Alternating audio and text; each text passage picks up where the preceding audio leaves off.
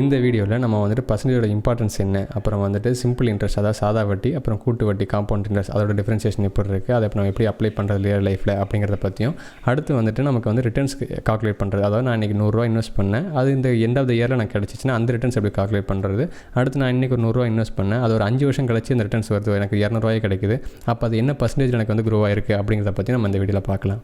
இப்போ பர்சன்டேஜோட இம்பார்ட்டன்ஸ் பற்றி பார்க்கலாம். இப்போது 5 வருஷத்துக்கு முன்னாடி ஒரு பர்சன் 5 ரூபாய்க்கு ஒரு கடலை மிட்டாய் வாங்கியிருக்காரு. இப்போ அதே 5 ரூபா கடலை மிட்டாய் வந்து இப்போ வந்துட்டு 10 ரூபாய் இன்க்ரீஸ் ஆகிருக்கு. இப்போ நம்பர் ஆஸ்பெக்டில் பார்த்தோன்னா இது ஒரு 5 ரூபா தான் இன்க்ரீஸ் ஆகிருக்கு. பட் இதை பர்சன்டேஜ் ஆஸ்பெக்டில் பார்த்தோன்னா 100% இன்க்ரீஸ் ஆகிருக்கு. இப்போ வந்துட்டு சின்ன போர்ஷனில் பார்க்குறப்போ சின்னதாக தெரியுது. இதை வந்துட்டு வால்யூம் லெவலில் பெரிய லெவலில் பார்க்குறப்போ அதோட பொட்டன்ஷியல் வந்து அதிகமாக இருக்கும். எப்படின்னா இதே 5 வருஷத்துக்கு முன்னாடி இதே 5 ரூபா கடலை மிட்டாயை ஒரு பர்சன் வந்து 1 கோடி ரூபாய்க்கு வாங்கியிருக்காருன்னு வச்சுக்கலாம். இப்போது அதே பர்சன் வந்துட்டு இப்போ அதை வாங்கணும்னா அவருக்கு வந்து 2 கோடி ரூபா தேவைப்படும். ஏன்னா 100% இன்க்ரீஸ் ஆகிருக்கு. இதனால தான் அதோட வந்துட்டு இப்போ நம்ம வந்து பர்சன்டேஜ் ஆஸ்பெக்டில் நம்ம பேசுகிறோம். இது வந்துட்டு ஈவன் புஷ்பா படத்தில் அல்லு அர்ஜுன் வந்துட்டு அவர் பார்ட்னர் கேட்குறப்போ எனக்கு சேலரி வேணுமா இல்லை வந்து பர்சன்டேஜ் வேணுமா கேட்குறப்போ பர்சன்டேஜ் தான் அவர் சூஸ் பண்ணுவார். ஏன்னா அதோட வால்யூம் பெருசு. நம்ம 1 லட்ச ரூபாய்க்கு 10% ஒரு 10,000 ரூபாய் இருக்குன்னா அதே 1 கோடி ரூபாய்க்கு 10% வந்து 10 லட்சம் ரூபாய். அதே 100 கோடிக்கு 10% வந்து 10 கோடி வரும். ஸோ இதனால தான் வந்துட்டு நமக்கு வந்து பர்சன்டேஜ் ஆஸ்பெக்டில் நம்ம பேசணும் எப்போதும். இப்போது சிம்பிள் இன்ட்ரெஸ்ட்னா என்ன, காம்பவுண்ட் இன்ட்ரெஸ்ட்னா என்ன அப்படிங்கிறத பற்றி பார்க்கலாம். அதாவது சாதா வட்டி கூட்டு வட்டின்னு சொல்லுவாங்கள்ல, இது தான் வந்து நம்ம சின்ன வயசில் படிச்சிருப்போம். பட் வந்து அதை இப்போ ரியல் லைஃப்பில் எப்படி அப்ளை பண்ணுறது அப்படிங்கிறத பற்றி பார்க்கலாம். இப்போது சிம்பிள் இன்ட்ரெஸ்ட்னா என்னென்னு பார்க்கலாம். சிம்பிள் இன்ட்ரெஸ்ட்னா ஒரு பர்சன் ஏன்னு ஒருத்தர் இருக்கார். அவர் ஃப்ரெண்டு வந்து அவர்கிட்ட கடன் கேட்குறாரு. இப்போது அந்த பர்சன் ஏங்கிறவர் அவர் ஃப்ரெண்டுக்கு வந்துட்டு ஒரு 10% அப்படிங்கிற இன்ட்ரெஸ்ட் ரேட்டில் அவர் வந்து கடன் கொடுக்குறாரு. அடுத்து 5 வருஷம் கழிச்சு அவர் வந்து ரிட்டர்ன்ஸ் கொடுக்கணும் இப்படிங்கிற இடத்துல கொடுக்குறாரு. யூஸ்வலாக நம்ம வந்து ஃப்ரெண்ட்ஸுக்கு இன்ட்ரெஸ்ட் ரேட்டில் கொடுக்க போகிறதில்ல. பட் ஒரு எக்ஸாம்பிளுக்கு சொல்கிறேன். பர்சன் ஏங்கிற கொடுக்குறாரு. இப்போ இந்த பர்சன் ஏக்கு அவர் வந்து எவ்ரி இயர் வந்து 10% வந்து இன்ட்ரெஸ்ட் கொடுக்கணும். இப்போ மொதல் வருஷத்தில் என்ன ஆகுது, 1 லட்ச ரூபாயில் 10% அப்படிங்கிறது 10,000 ரூபாய் கொடுக்கணும். 2வது வருஷத்தில் திரும்ப 1,20,000 ஆகும். ஏன்னா அவருக்கு வந்து 2வது வருஷத்தில் இன்னொரு 10% இன்க்ரீஸ் ஆகிருக்கும். 3வது வருஷத்தில் 1,30,000 ஆயிருக்கும். 4வது வருஷத்தில் 1,40,000, 5வது வருஷத்தில் 1,50,000. ஸோ 50,000 அவருக்கு வந்துட்டு இன்க்ரீஸ் ஆகிருக்கும். அவருக்கு வந்துட்டு at the end of the 5 இயரில் கழிச்சு அவருக்கு வந்து 50,000 இன்ட்ரெஸ்ட் வந்து ஒரு ஃப்ரெண்டு வந்து கொடுக்கணும். ஸோ இப்படி தான் வந்துட்டு சிம்பிள் இன்ட்ரெஸ்ட் ஒர்க் ஆகுது. இப்போ சிம்பிள் இன்ட்ரெஸ்ட்னா என்னென்னு சொல்லியிருந்தேன். அந்த சிம்பிள் இன்ட்ரெஸ்ட்டை நம்ம வந்துட்டு இங்கே அப்ளை பண்ணி பார்க்கலாம் எப்படி அது ஒர்க் ஆகுது அப்படிங்கிறது. ஸோ இந்த வெப்சைட் வந்துட்டு ஈடி மணி அப்படிங்கிறது. அதில் போய்ட்டு நீங்கள் வந்துட்டு மோரில் போனீங்கன்னா உங்களுக்கு இங்கே ஆல் கால்குலேட்டர்ஸ்கிறது இருக்கும். நான் இங்கே அட்டாச் பண்ணுறேன் இந்த லிங்க்கை. ஸோ நீங்கள் அதில் போனீங்கன்னா உங்களுக்கு சிம்பிள் இன்ட்ரெஸ்ட் கால்குலேட்டர் உங்களுக்கு டிஃபால்ட்டாகவே இருக்கும். இதை நம்ம எக்ஸலில் கூட பண்ணலாம். பட் எக்ஸலில் பண்ணுறதை விட நமக்கு இன்னும் கொஞ்சம் இது அப்பியரன்ஸ் வைஸும் நமக்கு வந்து ஈஸியாகவும் இருக்கும் ஆக்சஸ் பண்ணுறதுக்கு. ஸோ நம்ம இப்போ என்ன சொல்லியிருந்தோம், ஒரு பர்சன் வந்து 1 லட்ச ரூபா ஒரு ஃப்ரெண்டு வந்து கடன் கொடுத்துருந்தாரு அப்படின்னு சொல்லியிருந்தோம். அதை நம்ம டைப் பண்ணிக்கலாம். 1 லட்சம் அப்படிங்கிறத டைப் பண்ணிக்கலாம். இப்போது என்ன பீரியடில் அப்படிங்கிறத பார்த்தோம்னா நமக்கு வந்துட்டு ஃபஸ்ட்டு ஒரு வருஷத்தில் அதோட பீரியட் எப்படி 10% இன்ட்ரெஸ்ட் இருந்தோம்ல, ஒரு வருஷத்தில் அந்த எப்படி வளர்ந்துருக்கு அப்படிங்கிறத பற்றி பார்க்கலாம். ஸோ இப்போ 1 லட்சம் இன்னும் முதல்ல கொடுத்துருந்தாரு. அது வந்து இப்போ எப்படி ஆயிருக்குன்னா 10,000 ரூபா இன்க்ரீஸ் ஆயிருக்கு. மொதல் வருஷத்தில் இன்க்ரீஸ் ஆயிருக்கு. ஸோ இதோட மெச்சூரிட்டி அமௌண்ட் மொதல் வருஷத்தில் 1,10,000, அதாவது 10%. அப்போ வந்துட்டு ஒரு வருஷத்தில் அவருக்கு வந்து 10% அவருக்கு வந்துட்டு ப்ராஃபிட் கிடச்சிருக்கு. இப்போ இதே பர்சன் வந்துட்டு இந்த டென்யூர் பீரியட் இன்க்ரீஸ் பண்ணுறேன். அடுத்து வந்துட்டு நான் 2வது வருஷத்தில் என்ன ஆகுதுன்னா 1,20,000 ஆகுது. 20,000 ப்ராஃபிட். அவர் ஃப்ரெண்டு இப்போ 20,000 ப்ராஃபிட் கொடுத்துருக்கணும், வட்டி மட்டும் கொடுத்துருக்கணும். இப்போது அவர் மொத்தம் என்ன சொல்லியிருந்தார், 3வது வருஷம் பார்த்தோன்னா அடுத்து 30,000 இன்க்ரீஸ் ஆகுது. அடுத்து 4வது வருஷம் பார்த்தோன்னா அடுத்து வந்துட்டு 40,000 இன்க்ரீஸ் ஆகுது. 5வது வருஷம் பார்த்தோன்னா அவருக்கு வந்துட்டு 50,000 இன்க்ரீஸ் ஆகுது. ஸோ எவ்ரி இயர் வந்துட்டு அவருக்கு 10% இன்க்ரீஸ் ஆகிருக்கு. பிரின்சிபல் அமௌண்ட் 1 லட்சத்துலேருந்து இன்க்ரீஸ் ஆகிட்டே இருக்குது. ஜஸ்ட் வந்து இன்ட்ரெஸ்ட்லேருந்து இது காம்பவுண்ட் ஆகாமல் இன்வெஸ்ட் பண்ண அந்த 1 லட்சத்துலேருந்து மட்டும் இன்ட்ரெஸ்ட் வந்து கிடச்சிக்கிட்டு இருக்குது. ஸோ இப்படி தான் வந்துட்டு இது ஒர்க் ஆகுது. 50,000 உங்களுக்கு வந்து கிடைக்குது.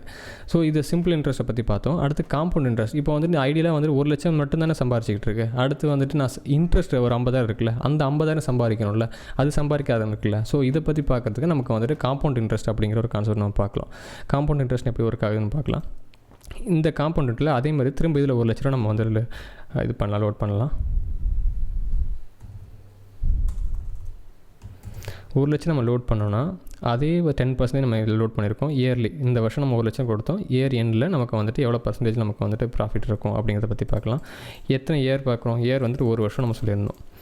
1 வருஷத்தில் நமக்கு வந்துட்டு அதே தான் இங்கேயும் கிடச்சிருக்கும். என்ன காம்பவுண்ட் இன்ட்ரெஸ்ட்டுங்க நான் அடுத்து சொல்கிறேன். இப்போ வந்துட்டு ஃபஸ்ட்டு அதே 1 லட்சம், அந்த 1 லட்சம் இன்ட்ரெஸ்ட் வந்துட்டு 10,000 ரூபாய் கிடச்சிருக்கு. 1,10,000 ரூபா நமக்கு வந்து ப்ராஃபிட் வந்துட்டு ஃபஸ்ட் இயரில் கிடச்சிருக்கு. ஸோ இதை நம்ம இன்க்ரீஸ் பண்ணுறோம். 1 வருஷம் இன்க்ரீஸ் பண்ணால் அது எப்படி மாறி இருக்குது அப்படின்னு பார்க்கலாம்.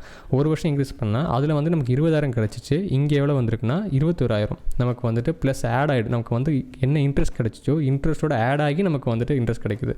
அதாவது ஃபஸ்ட்டு 1 லட்சம் கிடச்சிச்சு, 1 லட்சத்துலேருந்து 10,000 கிடச்சிச்சு. அந்த 10,000 அடுத்த வருஷம் அது 1,10,000 தரமாக இருக்குது. செகண்ட் இயரில் என்ன ஆகும், இந்த 1,10,000க்கு 10% எடுத்திருப்பாங்க. இப்போ 3ஆவது வருஷம் என்ன ஆகும், 1,21,000 வந்திருக்கும் நமக்கு 2வது வருஷத்தில், அந்த 1,21,000க்கு 10% எடுத்திருப்பாங்க.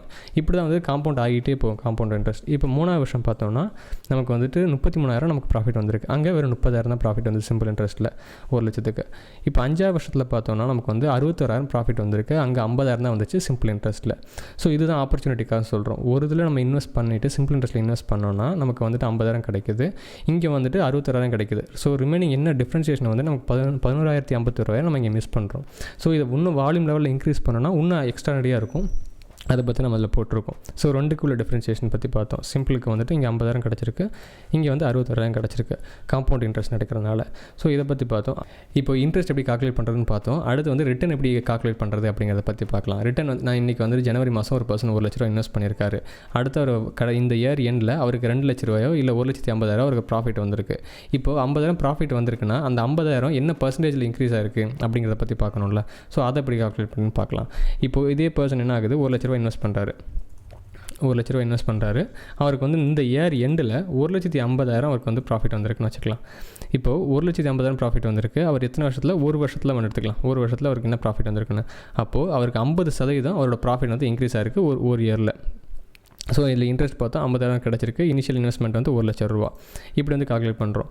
இப்போது இதை வந்துட்டு திரும்ப இப்போ 2,00,000 மாற்றலாம். என்ன ஆகும், 2,00,000 ரூபா நம்ம இந்த இடத்துல இன்வெஸ்ட் கிடச்சிருக்கு அப்படின்னு வச்சோம்னா நமக்கு வந்து 100% வந்து இந்த ஒரு வருஷத்துக்குள்ளே ப்ராஃபிட் ஆயிருக்கு அப்படிங்கிறது. ஸோ இதுதான் வந்து அப்சல்யூட் ரிட்டர்ன் சொல்லுவாங்க. அப்சல்யூட் ரிட்டர்னுங்கிறது ஒரு பீரியட், ஒரு வருஷத்துக்குள்ளே எடுக்கிறது. 365 நாளைக்குள்ளே எடுத்தோம்னா அதை வந்து அப்சல்யூட் ரிட்டர்ன் தான் நம்ம கால்குலேட் பண்ணுவோம். இப்போது அப்சல்யூட் ரிட்டர்ன் பற்றி பார்த்தோம். அடுத்து வந்துட்டு காம்பவுண்டட் ஆனுவல் க்ரோத் ரேட்னு இருக்குது. அதாவது இந்த 1,00,000 ரூபா அவர் இன்வெஸ்ட் பண்ணுறாரு. அவர் ஒரு 5 வருஷம் கழிச்சு அந்த 1,00,000லேருந்து 2,00,000 மாறி இருக்குது. 2,00,000 மாறி இருந்துச்சுன்னா அப்போ எவ்ரி இயர் என்ன ரிட்டர்ன் கிடச்சிச்சு அப்படிங்கிறத நம்ம கால்குலேட் பண்ணணும்ல. அதுக்கு ஒரு பர்சன்டேஜ் இருக்கும்ல. ஒரு 10% க்ரோத் ரேட்டில் எவ்ரி இயர் அவருக்கு 10% கிடச்சதுனால இந்த ரேட் வந்துச்சு அப்படிங்கிற ஒரு க்ரோத் ரேட் இருக்குல்ல. அந்த க்ரோத் ரேட்டை கண்டுபிடிக்கிறதுக்கு நம்ம வந்து காம்பவுண்டட் ஆனுவல் க்ரோத் ரேட், அதாவது CAGR அப்படின்னு சொல்லுவாங்க, அதை வச்சு நம்ம வந்து பார்க்கலாம். இப்போ அதை பார்ப்போம். இப்போ ஆனுவல் க்ரோத் ரேட் இப்போ வந்துட்டு அதே 1,00,000 அவர் இன்வெஸ்ட் பண்ணியிருக்காருன்னு வச்சுக்கலாம். இப்போது அவருக்கு வந்து 2,00,000 கிடச்சிருக்கு. எத்தனாவது வருஷத்தில் கிடச்சிருக்கு, அவருக்கு 5வது வருஷத்தில் கிடச்சிருக்கு. இப்போ 5வது வருஷத்தில் கிடைக்கிறப்ப என்ன ஆகுது, இப்போ நீங்கள் சிங்கிள் இயரில் கொடுத்தீங்கன்னா உங்களுக்கு அதே 100% தான் காமிக்கும். இப்போ சிங்கிள் இயரில் கொடுக்குறப்ப உங்களுக்கு 100% காமிக்குது.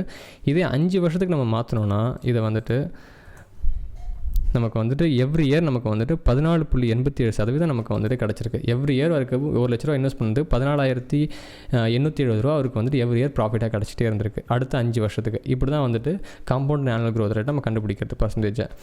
இப்போ இந்த இதெல்லாம் பார்த்தோம், ரெண்டுக்குள்ள டிஃப்ரென்சியேஷன் பார்த்தோம். அப்சல்யூட் ரிட்டர்ன் எப்படி கண்டுபிடிக்கிறது, CAGR எப்படி கண்டுபிடிக்கிறது அப்படிங்கிறத பற்றி பார்த்தோம். ஒரு பர்சன் ஒரு 10,00,000 ரூபா இன்வெஸ்ட் பண்ணால் அடுத்து வந்துட்டு அதோட இந்த காம்பவுண்டிங் எப்படி க்ரோ ஆகுது அப்படிங்கிறத பற்றி பார்க்கலாம். ஏன்னா காம்பவுண்டிங் தான் 8th wonder ஆஃப் த வேர்ல்டுன்னு ஐன்ஸ்டீன் சொல்லியிருக்காரு.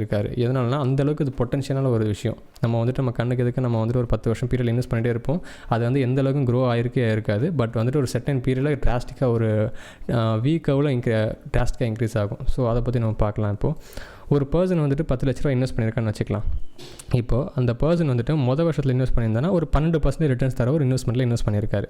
இப்போது அந்த பர்சனுக்கு மொதல் வருஷத்தில் என்ன கிடச்சிருக்கும், 1,20,000 கிடச்சிருக்கும். அதாவது 11,20,000 ஒரு போர்ட்ஃபோலியோ இன்க்ரீஸ் ஆகிருக்கும். இப்போ இதே 10,00,000 நம்ம வந்துட்டு அடுத்து ஒரு 5வது வருஷத்தில் என்ன ஆயிருக்குன்னு பார்க்கலாம். 17,62,000, அதாவது 7,62,000 நமக்கு வந்து ப்ராஃபிட் மட்டும் கிடச்சிருக்கு. இப்போயே 10 வருஷத்துக்கு கழிச்சு பார்க்கலாம். 10 வருஷம் கழிச்சு பார்த்தோம்னா நமக்கு வந்து இது எப்படி இன்க்ரீஸ் ஆகிருக்குன்னா நமக்கு ப்ராஃபிட் மட்டுமே 21,06,000 நமக்கு இன்க்ரீஸ் ஆகிருக்கு. ஸோ இதை இன்னும் டிராஸ்டிக்காக ஒரு 30 வருஷம் கழிச்சு பார்க்கலாம் எப்படி இன்க்ரீஸ் ஆகிருக்குன்னு. 30 வருஷம் கழிச்சு பார்த்தோன்னா நமக்கு வந்துட்டு 2.9 கோடி நமக்கு வந்து ப்ராஃபிட் மட்டுமே இன்க்ரீஸ் ஆகிருக்கு.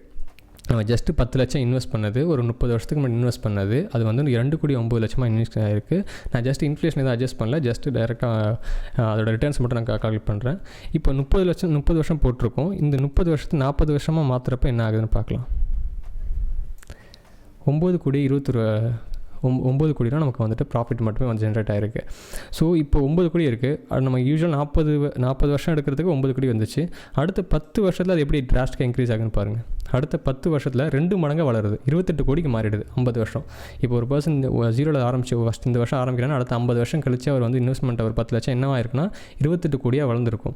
பட் இதில் என்ன பியூட்டினா நமக்கு வந்துட்டு 40 வருஷத்துக்கு அது வந்துட்டு ஒரு ஜஸ்ட் ஒரு சின்ன ரிட்டர்ன்ஸ் தான் கொடுத்துச்சு, ஒரு 10 கோடி தான் கொடுத்துருக்குன்னா அடுத்த 10 வருஷத்தில் அது 28 கோடியாக மாறுது, 2 மடங்காக மாறுது. ஸோ இதுக்காக தான் நம்ம வந்துட்டு இன்வெஸ்ட்மெண்ட்டை ஒரு பீரியடுக்கு வளர விட்டால் மட்டும்தான் அதோட ஃபுல் பொட்டன்ஷியல் நம்ம பார்க்க முடியும். ஜஸ்ட் ஒரு இன்றைக்கி இன்வெஸ்ட் பண்ணி நாளைக்கு அதை பார்த்துட்டே இருக்கிறதுனால எந்த ஒரு யூஸும் கிடையாது. ஒரு லாங்கர் டெர்மில் பார்த்தா அது ரொம்ப டிராஸ்டிக்காக இன்க்ரீஸ் ஆகும் அதோட பொட்டன்ஷியல்.